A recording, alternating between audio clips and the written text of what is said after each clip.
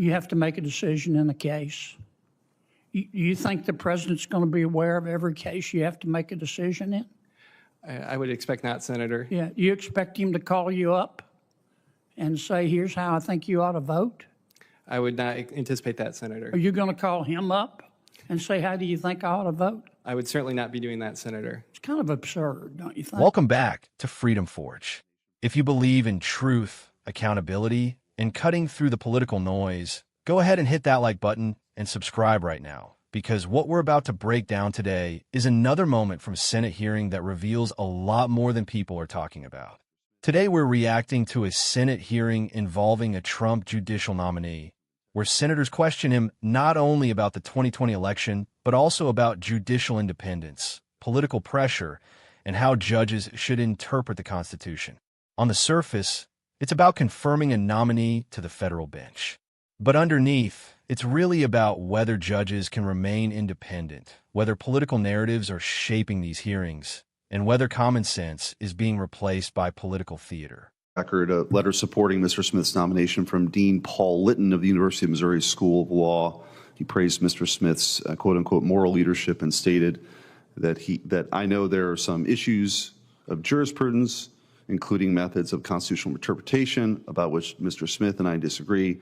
Such reasonable disagreements does not diminish my support. He's a person of integrity who cares deeply about the rule of law, including the protection of fundamental rights and due process, end quote. Without objection, I entered this into the record. Senator Kennedy.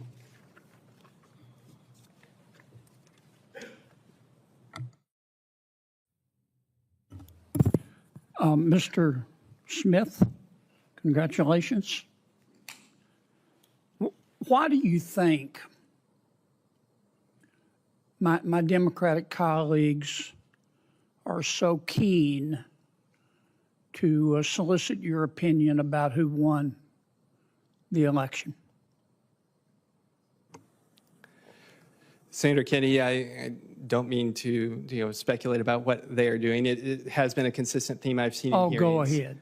I want to be very careful, Senator. I think that's an issue of political importance to people. It's something that has become a theme that apparently some senators think is worthy of putting on the video clips to share with their friends and followers. Well, the suggestion has been made, and I've heard it made several times by some of my colleagues.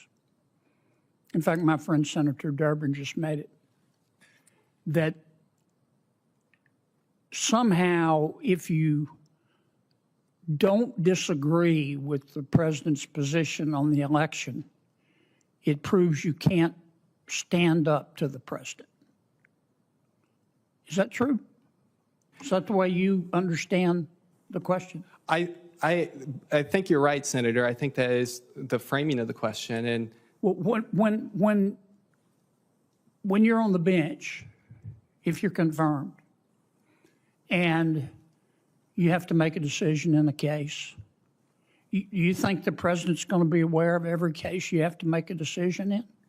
I would expect not, Senator. Yeah. You expect him to call you up and say, here's how I think you ought to vote?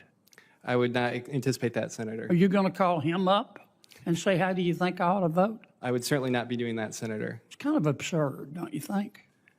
I would agree, Senator. In this scenario?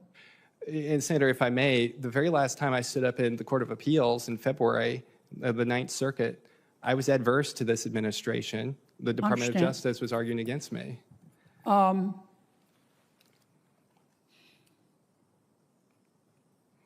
you think it's okay as an American? I'm not talking about yourself as a judicial nominee. Do you think it's okay as an American to disagree with the president? Senator, I disagree with you people that I'm very close with, so I do agree. Do you think it's okay to agree with a position or a comment made by a president? I think it's all right to, I think people agree and disagree on things all the time. Yeah. Do you agree with everything President Biden said or did? Senator, I don't believe I probably did agree or disagree with everything he said, no. Okay. Do you agree or disagree? Well, strike that. Do you agree with everything President Trump has said or done. Senator, I am sure there are things that I don't agree with. Yeah, okay.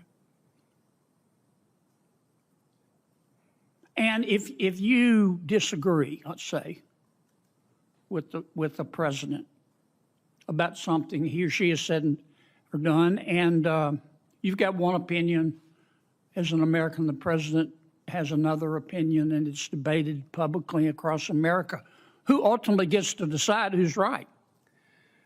Well, sir, I think the Constitution and the rule of law would decide, and that was what I would be applying faithfully and fairly to whoever the parties were before me. Do you think the press gets to decide? No, Senator. The American people get to decide, don't they? The American people do have a really important part with electing our officials. They get to listen to they get to watch the dialectic, the competing ideas, and say, well, we kind of agree with this one and we disagree with that one. What's wrong with that? I think the founders set up that very system where the people would make the decisions on who was leading the country. Okay. I'm almost out of time. Are you an originalist? I am, Senator. What does that mean? An originalist, when it comes to interpreting the Constitution, is attempting to determine the original public meaning of whatever provision. What do you mean by at issue. public meaning? How whatever the provision at issue is, how it was understood by the people at the time of its By the people. ratification. Why don't we look at the intent of the drafters? I think that is part of the process, Senator. There are lots of different sources that you consult to determine. You think the people at the time the Constitution was approved, my guess is they were busy, kind of like Americans today, earning a living. You think they pored over the Constitution and read every single word and thought about the consequences in the future? Why does the public meaning, I'm not saying you're wrong, but why does the public meaning matter more than the drafter's intention? I think as you look at opinions from like Justice Scalia in the Heller case, there are many different historical sources you look at to understand what the words meant that the drafters wrote and adopted. Yeah, but why the people? Why would we say it's the public meaning by the people instead of what the drafters intended? That's all I'm asking you. There's no right or wrong answer. Yeah. The chairman's going to cut me off here in a second, like a dead stump. I'm just asking you why. Yeah, well, and I think trying to understand words as they were written 230 years ago, there's an important process of consulting what the drafters said, looking at different, in Heller, they go through an extensive... you can finish later if you want. I don't want to abuse my good friend who's letting me go on here. Thank you, Senator. Senator Blumenthal. Right away, you can see a shift in tone compared to earlier questioning. Instead of just pressing the nominee on election outcomes, one senator flips the script and asks a deeper question. Why are some lawmakers so obsessed with forcing nominees to give a specific answer about who won the election? Now, that's an important moment because it exposes something a lot of people watching these hearings have been thinking. Is this really about legal qualifications, or is it about creating viral moments and political sound bites? The nominee responds carefully, saying he doesn't want to speculate, but acknowledges that this line of questioning has become a recurring theme and is often used for clips and public messaging.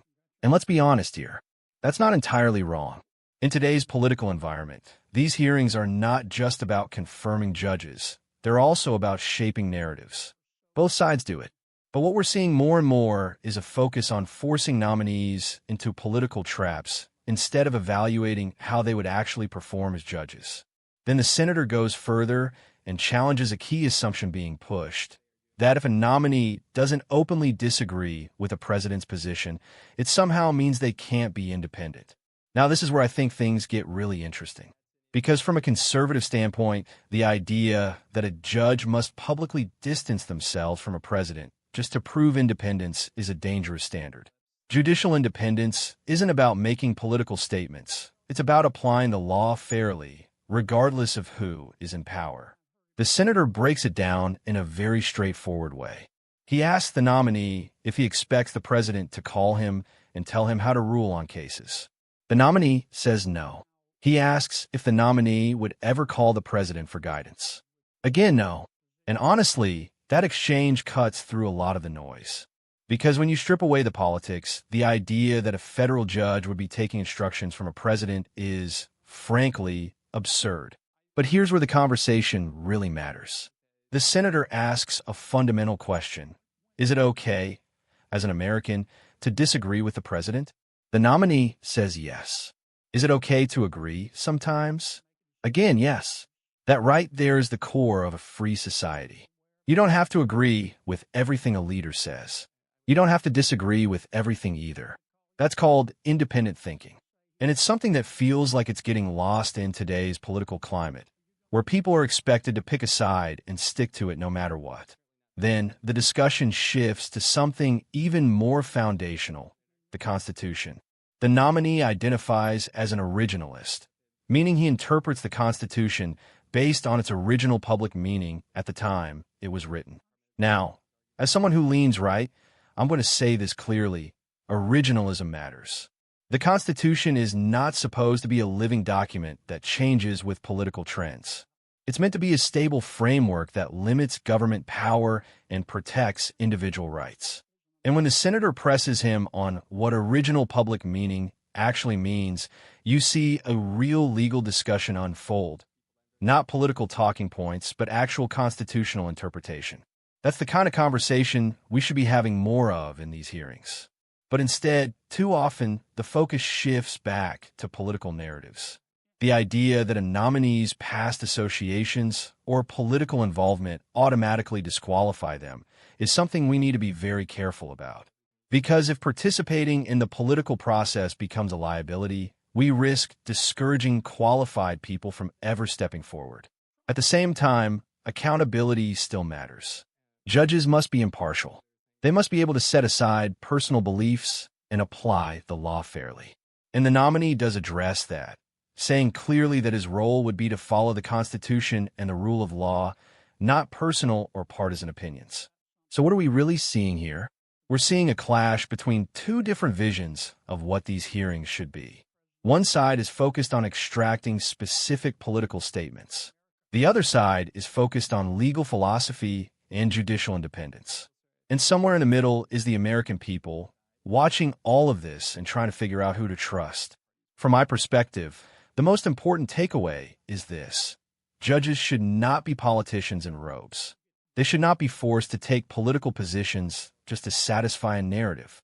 Their job is to interpret the law, not to play along with whatever political moment is trending. But at the same time, clarity and honesty still matter. The public deserves confidence that those who sit on the bench are grounded in truth and committed to fairness. That balance is what's at stake in hearings like this. So I want to hear from you. Do you think these questions are necessary to test a nominee's integrity, or do you think they're turning into political theater? Drop your thoughts in the comments below. If you found this breakdown helpful, make sure you like the video, subscribe to Freedom Forge, and stay tuned because we're going to keep bringing you real, unfiltered analysis of the biggest moments shaping our country today.